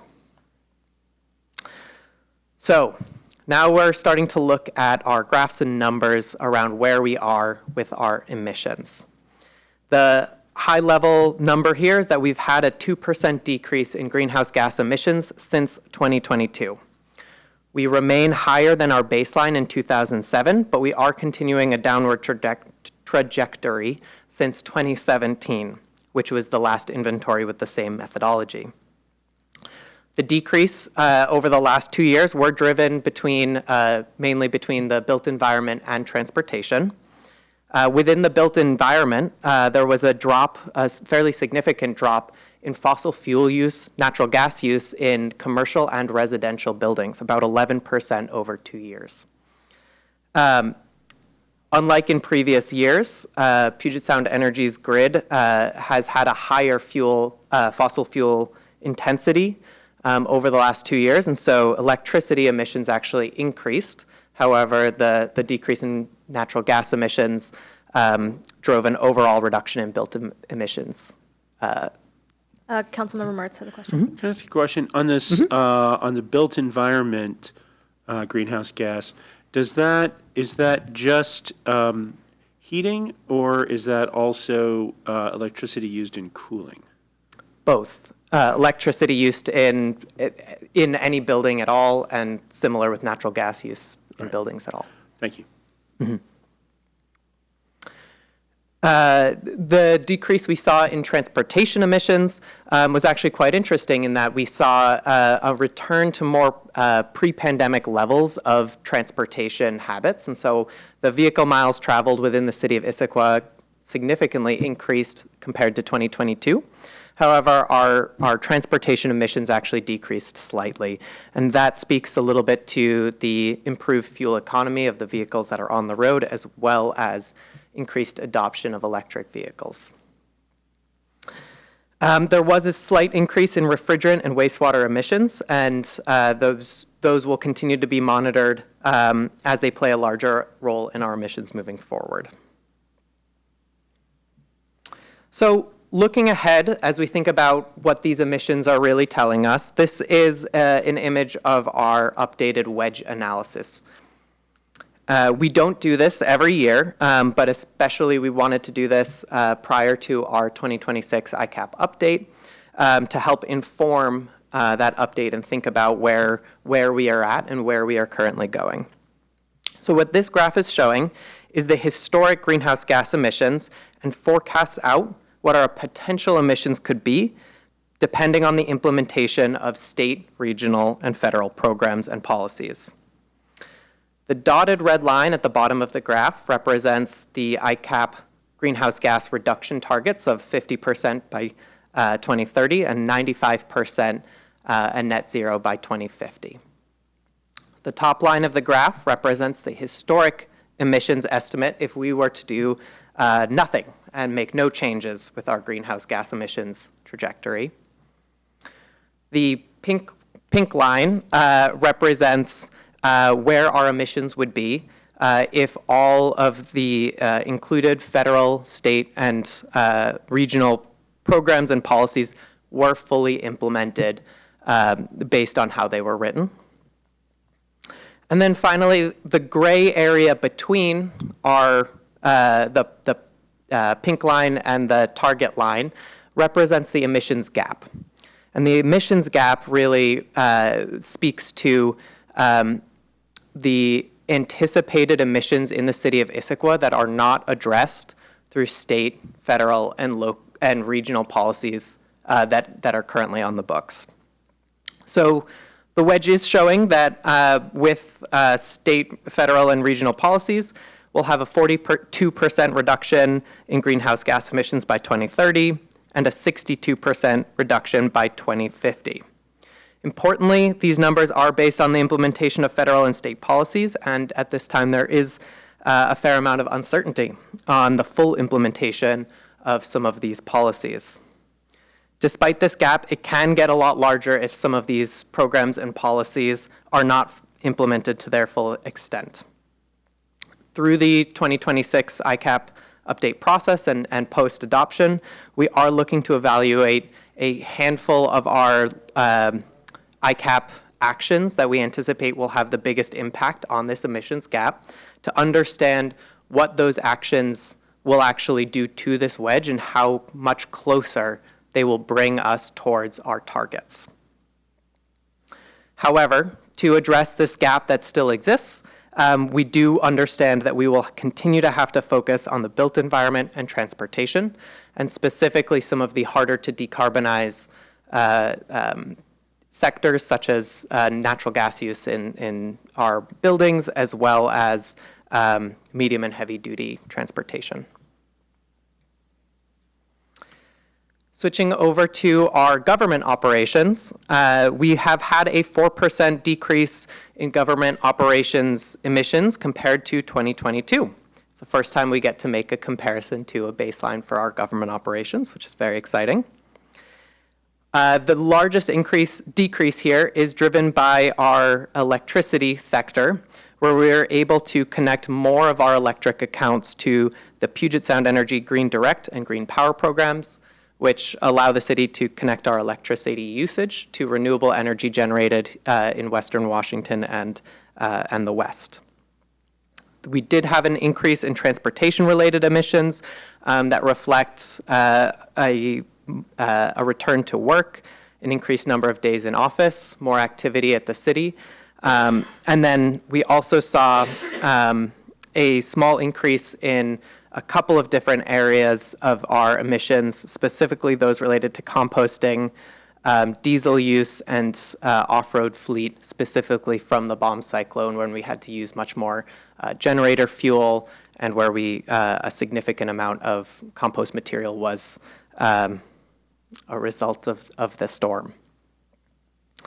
We do anticipate using the results of the 2022 and 2024 government operations inventory to help develop recommendations for city operations targets for the ICAP update. Currently, there's only one ICAP target related to city operations, and so now that we have better data, we can dig into more concrete targets moving forward. I do also want to mention that this inventory is for 2024, and we do have many exciting projects that have been ongoing and that are currently ongoing, specifically to help us reduce natural gas use, increase renewable energy generation, and electrify the city fleet. So we do anticipate seeing those projects start to impact our government operations emissions moving forward. On this slide, I just wanted to highlight some specific programs that are helping us address specifically the largest sources of our greenhouse gas emissions, both community-wide and in government operations. So I'm not going to go through all of these, but specifically some of the programs to highlight are Energy Smart Eastside, which is helping us and our community electrify residents and buildings across Issaquah by implementing heat pump solutions. We have our Clean Buildings Incentive Program, which is helping our commercial buildings and our nonprofits and our schools improve the energy efficiency of their facilities, cutting down on emissions that way. We have land use changes in Title 18 that have been implemented and that are ongoing that will help us reduce emissions through the way that people are moving about in our community and how development continues. On the government operations side, we have, as I mentioned, many exciting facilities upgrades from heat pumps at our own facilities and solar systems at our own facilities. We have EV transition, where we've added electric vehicles to our fleet, and we're continuing to build out the infrastructure to continue that change as we can. Turning now towards the ICAP update, what do we need to do to advance progress? And the first two here really continue to focus on the emissions in the built environment and the emissions in transportation. We need to accelerate electrification, connecting more folks to green power, and improving energy efficiency both in our commercial and our residential buildings. We need to continue to invest in creative alternatives to single occupancy vehicles and make EV charging more accessible, allowing ourselves to allowing our community members different options to get around our community, as well as making low emissions vehicle travel easier and more accessible. The third one here is less related to our greenhouse gas emissions specifically, and is less reflected in our greenhouse gas inventory, but speaks to the importance of addressing greenhouse gas emissions in a way that prepares our city and our community for current and future climate impacts. Fourth, we want to make sure that we're continuing to expand waste diversion programming and policies. That'll help us in many ways, and one of those is to address some of those emissions specifically related to landfill. And fifth, we believe it's still important to continue to lead by example. Although the city operations remain a small part of our overall greenhouse gas emissions in the community, we can continue to lead by example, addressing our own greenhouse gas emissions while modernizing our buildings, making healthier and cleaner offices and community spaces, improving transportation across the city, and inspiring our community members to take further action. And now that we've seen where we are with our greenhouse gas emissions and where we're falling short, I'm going to turn this over to Stacy to talk about how that's influencing and helping us think through our 2026 ICAP update. Thanks, David. If appropriate, we can pause at this time to answer any questions about the inventory, as we are planning to transition now and talking about our 2026 update process. Councilmember Martz. There was a point where you showed greenhouse gases by year, and you had like 5 sample years. Mm-hmm. So how do you keep going back? There was a bar. Yeah, Sorry, there we go. There we go. Mm-hmm.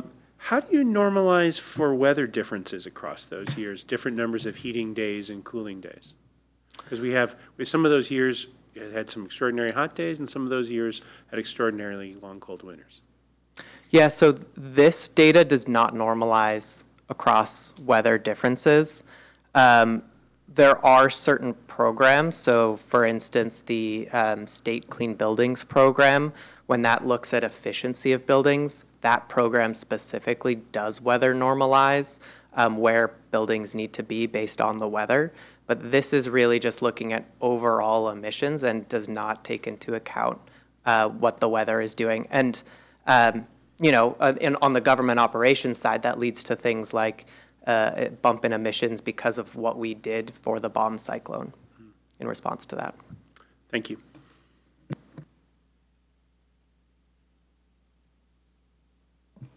No, I don't think there's any other questions from the committee, so I think we can move on to the 2026 ICAP update. All right. Apologies. Scroll back. Okay, Great. Well, thank you very much. So next, we wanted to walk through the process, highlight a few of the major changes we're anticipating, and talk through the review process for council. Great. So the 2026 plan update, we are approaching as a light update, given the extensive engagement that occurred through the 2021 plan development.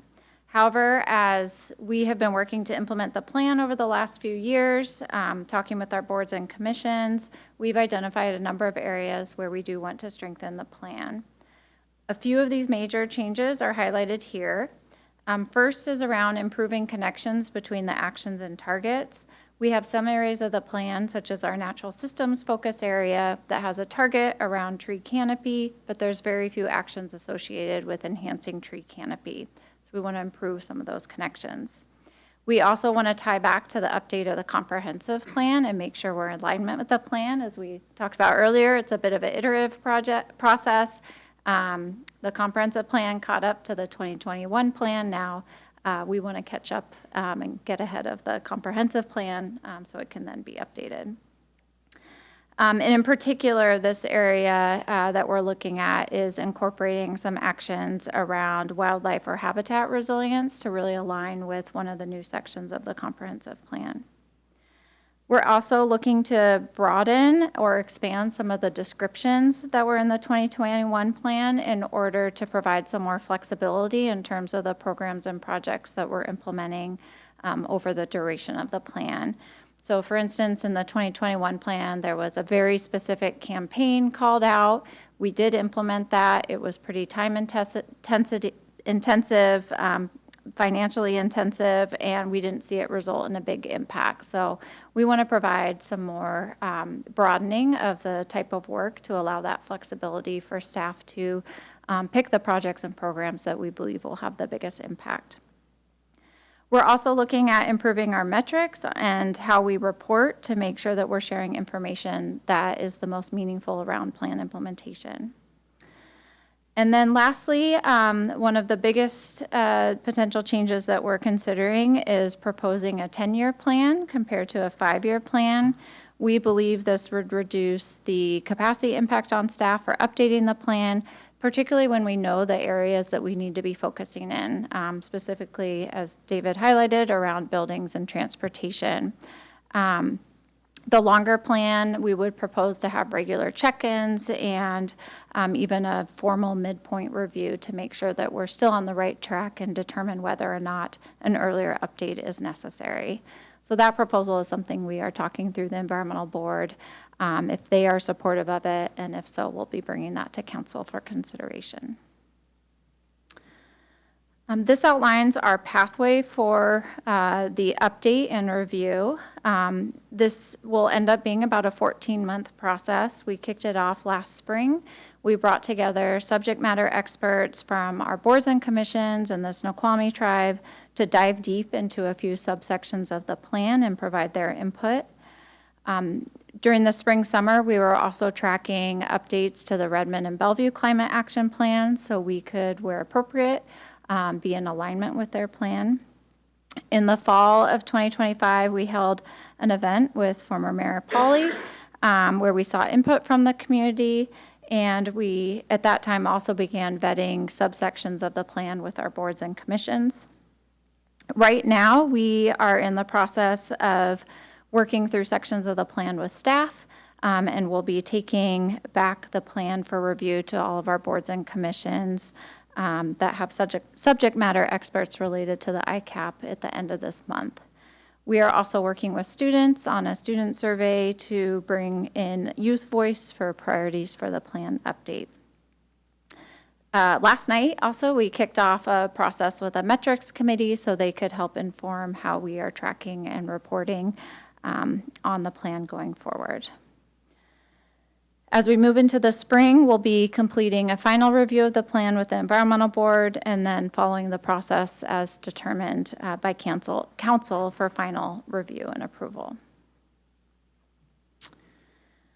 So this slide outlines two proposed processes for reviewing and approving the plan that we worked through with our clerk's office. We are seeking your input on whether we work through the council of whole, committee of the whole, or through this committee prior to going to the full council. I'll just note that one of the recommendation for going through committee of the whole was the feeling that the ICAP touches so many aspects of our community and so many of our committees that it may be one option for a pathway to meet with the full council for discussion and deliberation on the plan. So tonight, we are just seeking that direction on which pathway for reviewing the 2026 ICAP review, whether we go through Committee of the Whole or the PDE Committee. Moving forward, we have a number of programs, projects, and policies that we have planned for 2026, so we'll be advancing that implementation while at the same time working through the updates to the plan with the expectation to bring that to council late in the spring and early summer. That, I will move it over to the direction that we need is on whether to move the plan review process through Committee of the Whole or the PDE Committee. Can I ask one more question before we get to deliberation? And you may have explained this, and I've been trying to get some data as we've been talking. Why, in so many categories, is 2022 the most recent data that we have?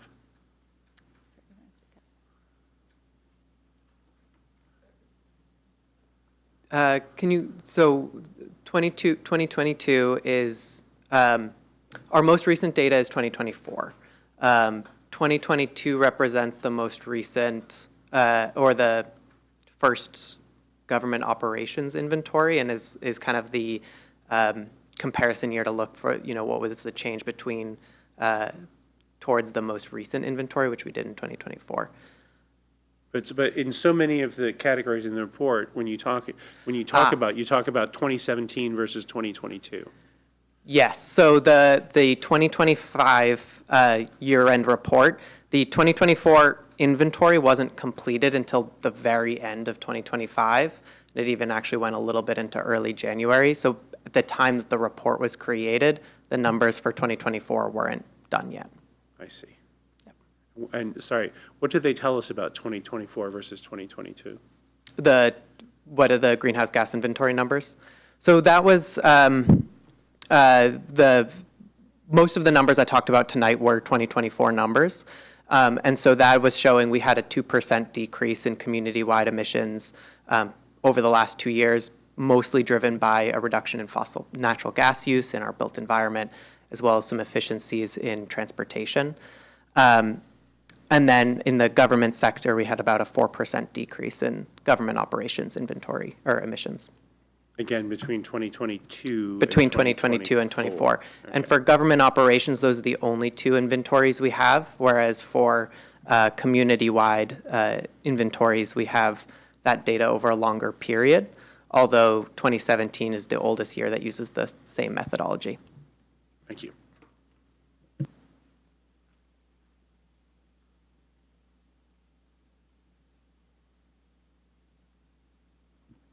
Okay, I have a few questions. So I guess this is kind of more of a global question, but I wonder if, in terms of like council direction, I've often felt like, we're kind of brought in at the very end versus, earlier in the process where, for example, with like the metrics, right, there might be things that we would like to see that maybe you should be aware of before you've like written the whole thing and you don't want to go back and change the whole thing.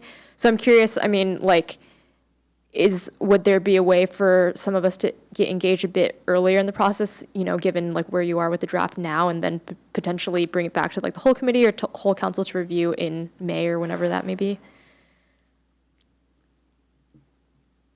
I think from a staff perspective, we could do that. I don't know if there's any limitations. Well, I think that's part of the question for this evening is that Yeah. as we move forward, how does the council wish to do this? If you'd like to be involved as a full council, then we're asking to go through the committee of the whole, or if you'd like this as a committee to be steering this, that's really the question before you.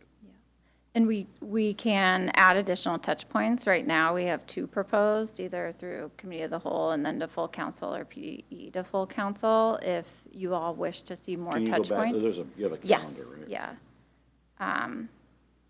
I will note, so why we are aiming for a June adoption was, our goal was to get ahead of the budget cycle so that we have an updated plan that will then inform our budget requests. This planning process could go through the end of the year if needed, but really our aim was to have at least a pretty solid foundation of the actions that we wanted over the next 2 years outlined by this summer. So we can absolutely add in additional touch points where possibly starting in May is a first touch point, and then we have 2 additional after that if needed, or if there's other ways for the committee or council to be involved in the process. We're open to those suggestions. And could you also speak to the touch points the Environment Board's going to have? Yes, the Environment Board has been, had many touch points and has several more. So we have, over the last 6 months or so, been reviewing each section of the plan, section by section. We are finishing that up next week, and then they will have at least 2 additional opportunities to review all of the full updated draft of the plan. Similarly, the Park Board, PPC, and TAB will have had at least 2 touch points to review the relevant sections of the plan. Plus, many members of their board or commission were involved in our initial committee review where they provided initial input. Cool. Thank you. In terms of the actions, like, my sense is to date, our actions have mostly been programmatic and less so on the policy side, other than, having requiring all new buildings to be LEED certified or whatever. Is there going to be a discussion about, what types of policies we could potentially pursue? Because I think, the 2 biggest issues we have is fossil fuel use in buildings and vehicle miles traveled. And so, then what we need to do is reduce fossil fuel use in buildings through electrification and reduce vehicle mile traveled by having people travel by other modes. So I think, vehicle miles traveled, that's very much falls squarely within transportation, whereas the fossil fuel building use, I think, squarely falls under sustainability. So I'm curious, right now we have Energize East Side, which is great, but it's okay, we can give incentives to some people. We're never going to have enough money to give incentives to everyone. How are we and this just popped into my mind while during the presentation, but do we have data on what proportion of new heating systems are heat pumps versus, furnaces, and how that's changing over time, and, what policies can we consider to kind of get that moving in the direction that we need it to be going? Because I think that, to me, is one of the areas where I think there may need to be some policy changes beyond just, having some programs that are great. I'm all in favor of having solar and batteries on the senior center, but that is not going to get us to where we need to be in terms of emissions as a city. Yeah, to answer the last part of your question first, yes, we are tracking permit data, and so we have the trajectory since 2022 of where we are with heat pump versus furnace replacements, and our Energy Smart Eastside program has goals in place of where we need to be over certain timelines, and is seeking the funds for offering the incentive and rebates to get there.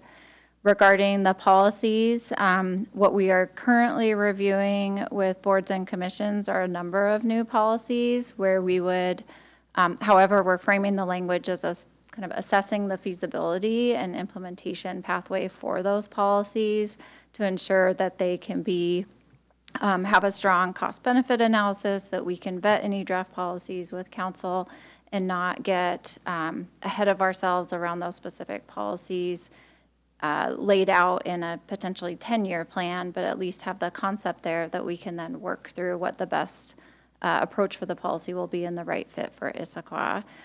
So we've looked to Redmond Plan, Bellevue Plan, other plans as well to see where they've proposed some policies that we might be able to pull in and have some regional alignment.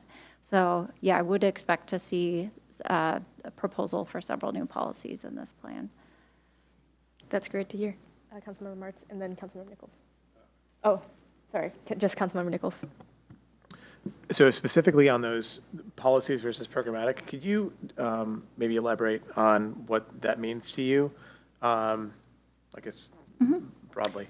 Sure, yeah, so some of the language that we're looking at with boards and commissions, again, this is all going through vetting, so we don't have any recommended actions that we're bringing tonight, but some of those would be putting in place requirements, or a new program. Well, it would be requirements essentially, so I don't want to assume which ones might kind of make it out the end of the review process. So I know Councilmember Jang mentioned in a comment earlier or yesterday around potential policies for heat pump replacements, whether that's a contractor offering at least a heat pump quote along with a furnace quote. That could be something that is considered in this plan. There's been a policy proposed by some of our nonprofit partners around a home energy score requirement where a home would be required to report on their energy use or energy efficiency at time of sale. Those are the types of policies that potentially could be considered in this plan and some of the ideas that have come forward. Programmatically, that would be more in line with what we've been running with our Energy Smart East Side program, where we offer rebates and incentives for heat pump installations. We're expanding that program to include weatherization and to work with rental homes, so that'd be more on the programmatic side. Does that answer your question? Yeah, that was good. Thank you. Yeah, thanks. Great. Any other questions or comments? Oh, Councilmember Again, Mills. questions, comments are different than questions, right? Are we in the deliberation phase? Or are we still, I think we're still in the question phase, right? Yes, sorry about that. For me, sometimes with the comments, then they invite new questions, and so in the deliberation phase, there can sometimes be more questions that arise. But yes, I think we're still officially in the question phase. Any questions? Okay. I guess moving on to the deliberation and council or committee discussion phase. Okay, Councilmember Nichols. I think the point that Councilmember Jang brought up about what are the biggest buckets here is important towards the question you're asking, which is where does this go, PD or committee of the whole? The biggest buckets here, I think, are policy related. And for that reason, I think would best be served through a PD discussion where we can vote and give clear recommendation. So my preference would be PDE.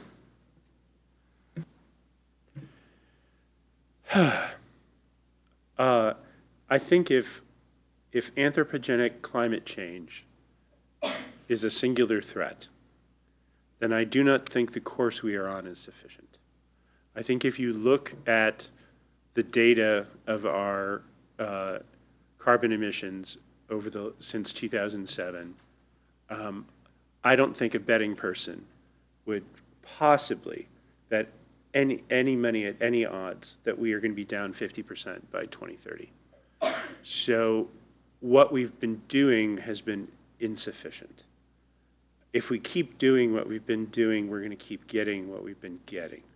That data does not, there's no plot through those columns of data that tells a story that we like. So I think it should come back to this committee because I think it needs a complete retooling. I think we should have a plan that we think, I mean, it may be impossible to get to 50% by 2030 because it's only 4 years away. Then maybe it's getting to the 70%, 75% by 2040. I think we should have a plan that we think works. And if that plan is too painful to execute, so be it. Or if we can't execute it because the community doesn't want to make the kinds of changes that are going to be necessary. But I think that this council, for at least the last 5 or 6 years, has viewed anthropogenic climate change as a unique threat. And so I think we should have a plan that we believe will get us to the targets that we have accepted. So bring it back here because it needs substantial retooling. Thank you. Yeah, I definitely agree. I think our plan probably needs a lot of work, and there probably needs to be a lot more policy discussion than what we've had in past years.